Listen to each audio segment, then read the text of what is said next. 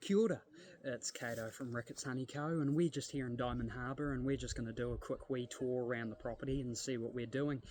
We're just next to the apiary here where we harvest our Te Waipapa honey, and we're just going to show you what we got growing down here in the winter in Zone 9B. It's a very sunny post-frost day. It was -5 in Christchurch, but it's pretty mild over here. Let's see what we got growing on. So, we've just got some Aminale Lessonia grasses that I've just grown from seed. These ones are pretty much our nursing crop for our Totra and our other slow-growing Pohutukawas. We've got a Matai here, and as you can see, we're just keeping that native grass cover. You can also see we've got some exotic introduced weeds, like this is a Chinese forget-me-not, but it's pretty good for flowers and bees.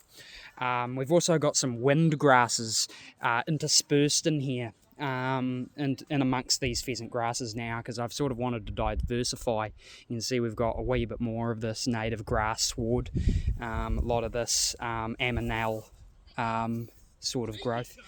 Here we've got a cabbage tree, and then just here we've got quite happy looking Mānuka. It's taken a few months to recover, but now that it's actually got some frost coverage and it's recovered from its transplant shock, it's actually not doing too bad. We've got a flowering Mānuka here. This one's about 2 seasons old. They're doing pretty well. I'm hoping next year we'll get a pretty decent bloom off them. Yeah, and here's a borage as well. That's just a European wildflower that we just keep in that just appears out of the compost. We've also got some Nao plants. This is a coastal plant. Each of these plants definitely deserves their own video and dedication to explain all their different roles. There's just a common bulrush, that's I just got that. And we've also got these lace barks here, nice heteroplastic plants. These were already here when I showed up. Same thing with this coprosma here, and it's fruiting nicely. We've got another bulrush there. More of these grasses, but then we've got a Muhlenbeckia, a wire bush. They look quite nice, and I've just in this autumn I planted about maybe a dozen or so Harakeke, and these are just going to fill up this grassy area. I don't really like it. There's another Matai. I just planted another Harakeke there. They're just looking like that because they're ready to get out of their pots, that's all.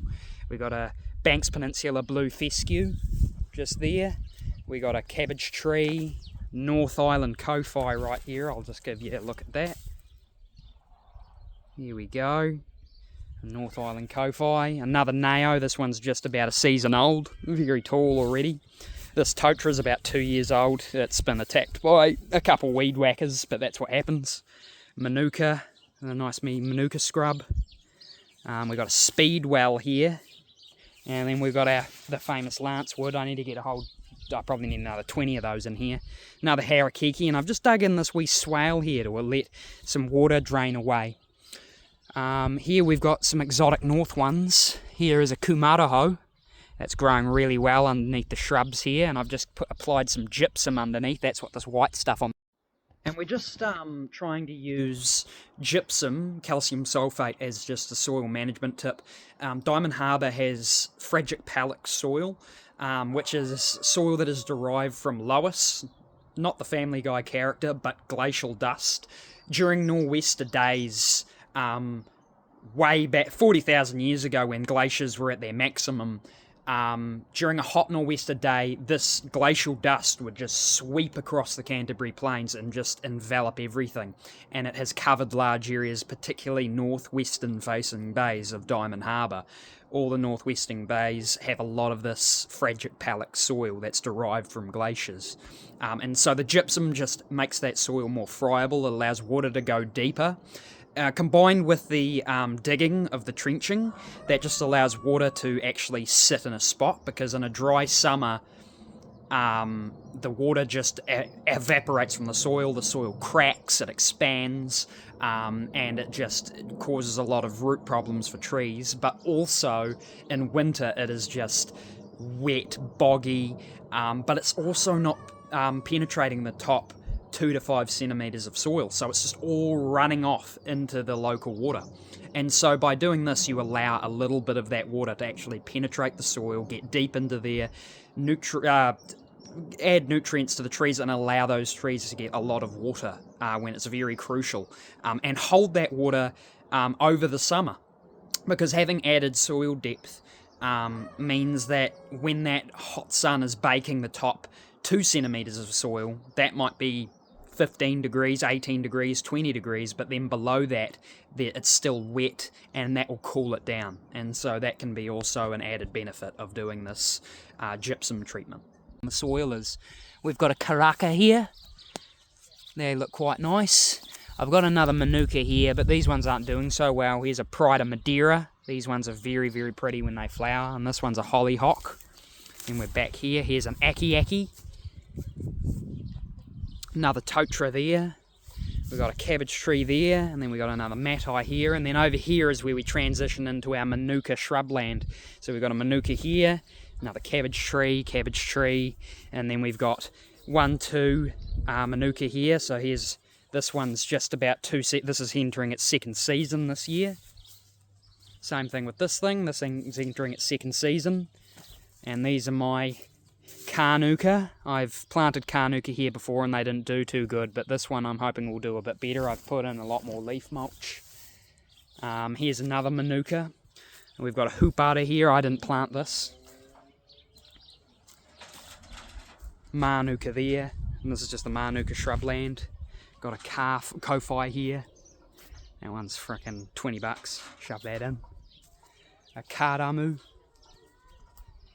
And that's pretty much all we've got in the swale land. Oh yeah, and we've got plenty of these ribbon woods around. Plenty of these. They were pretty much abundant when I first showed up and started planting. We'll transition back over here. We've got a sad looking Koramiko here. The kids keep running it over, but I'm hoping it will survive this summer. Got another Harakeke there. And we've got a cabbage tree, the wind grasses, and then we've got a Libido sidereus, I believe is how you say it. A New Zealand cedar. That one's growing just fine. It's very slow growing.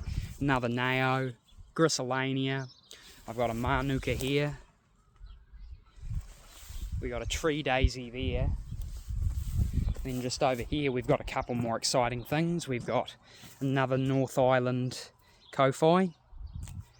Then over here we've got a Pohutukawa, a Karamu, and then just here we've planted another beech. And then it continues on with alternating Hebes, speedwells, ribbonwoods. Here's another mature tree daisy just here. This area is quite nicely planted out. It's just about a year ago a lot of this area was lacking in a lot of diversity of plants. And so I've chucked in a lot of these beeches. This is just your standard black beech. I'm hoping in about 20 years that might give us some honeydew. Future Kato tuning in. I just wanted to interject with a point that what we're really doing with the native plant grove is we're actually removing a lot of invasive growth. We had a whole bunch of black wattle. It's like a acacia from Australia. It grows extremely fast, but it's just unappealing. The tree spreads out so many seedlings, you're just picking them out, and they only take about a year to reach about 2 to 4 metres tall, which sounds beneficial, but due to it being non-native, it's not really providing anything to the native ecosystem, and it also takes up space. And this is pretty much a explanation of that. How this area can be used. Instead of having one black wattle, you can have dozens of native plants in one spot, and they can totally take that up, and it will attract birds, it will attract fantails, tui, bellbirds, and all sorts of other things. So yeah, there we go. The bees are starting to quiet down now. Here we've just got like a little wee flowering plant place. It's mostly overrun by weeds. You can see we've got some buckwheat, cauliflower, there's some, whatever those are called, alyssums, whatever the hell. There's one right there. That one just blooms all year round. We'll introduce you to the chickens. We got hella chickens here. This is our composting area. This is where the chickens do lots of work. Hey, sweetheart. Oh, you feel sad. Yeah, here's the girls, they're just doing work. This is the compost pile. We just amend this with lots of scoria, pumice. So yeah, here we just incorporate a lot of organic matter, weeds, chicken manure, straw, different things like that. It's underneath a few native trees as well, so it gets a lot of dead leaf litter. And yeah, no, we bring horse manure and a few other things in. We've got a matai back there as well that we're just trying to nurse up, because the chickens don't really let a lot grow. Haven't really got a lot in bloom. We've got some phacelias and other things popping up here, and some coneflowers and other flowering plants, and beans and radishes and things in this garden. You can see we've got some faba beans there. And then we've got lots of hollyhocks, vanilla tree, boring old fig. It's extremely boring at this time of year.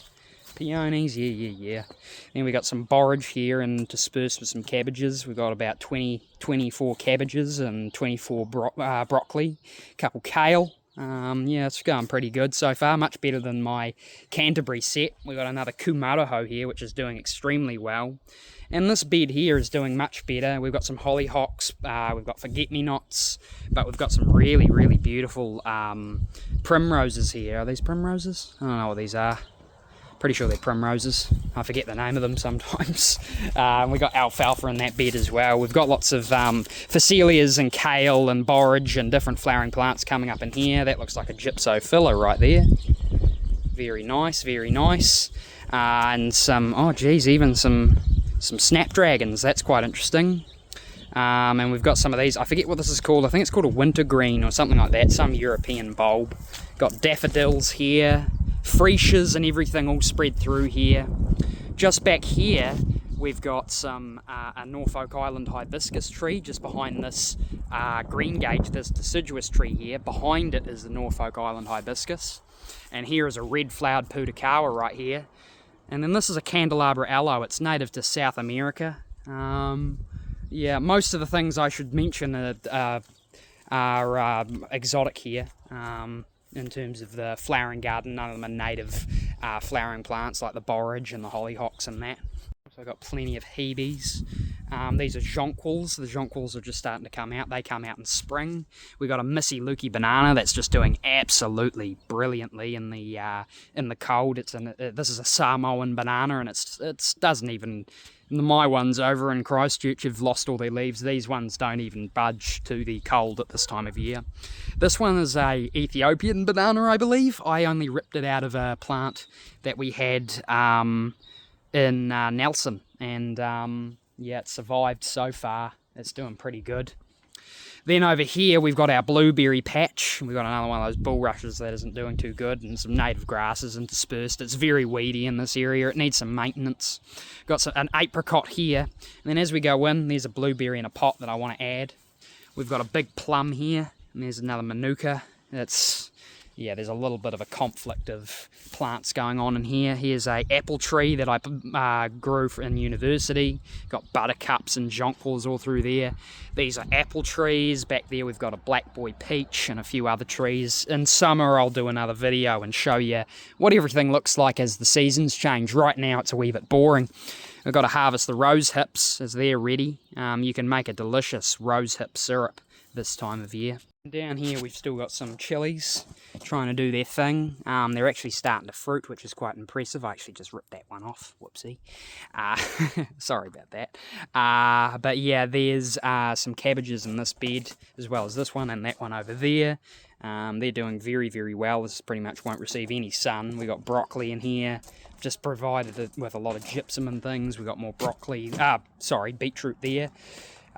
More beetroot and cabbages here. These are actually, I think, cauliflowers, I believe. Oh no, these are broccoli, and they're doing very, very well. Then we'll just come down here, and we'll be pretty much on the end. We've got a rosemary here, and this has been blooming pretty much continuously all season so far. We got rosemary. Sorry. We've got a pomegranate here. I believe this is a red one. It has the label there. There we go, ever sweet. It is a orange one. Then we've got some feijoa border here that looks very good. We've got, I'll show you that without the sun glare. Got some Kanuka there, feijoas. Under here, this is this year's experiment. I've got some bananas underneath the tarp, and really it just restricts the growth, but they're doing quite well. This cluster is just over a year old. And here we have a Rewarewa. I wanted this one to grow, but you can see it's actually really hated the frost this year. I need to get a bigger tree. I thought this pittosporum here would provide a lot more shelter. I've got a Rewarewa here, a New Zealand honeysuckle, and I was hoping that would grow, but it hasn't really survived the frosts even here in Diamond Harbour. I need to replant it. I've got another one that's about 2 years old and hopefully will live. We've just got a lacebark and a pittosporum here. I'm hoping to sub that out for some other native bushes. Here we've actually just got Kanuka here, and there's a little wee Kanuka flower. Let me try and see if I can... Wow. That's a Kanuka flower on this. I've only just planted this maybe, I don't know, maybe 3 or 4 months ago. It's going really fast. Then we'll just go around here.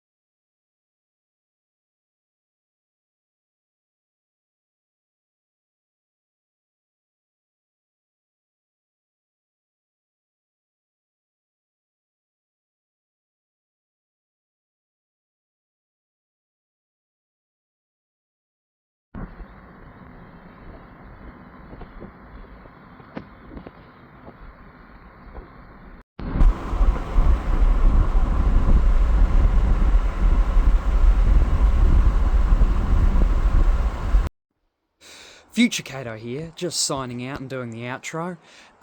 Just wanted to let you know, please like and subscribe if you enjoyed that content. That's what we've got going on over in our apiary and garden over in Diamond Harbour. Thanks again, and check in next time. Cheers.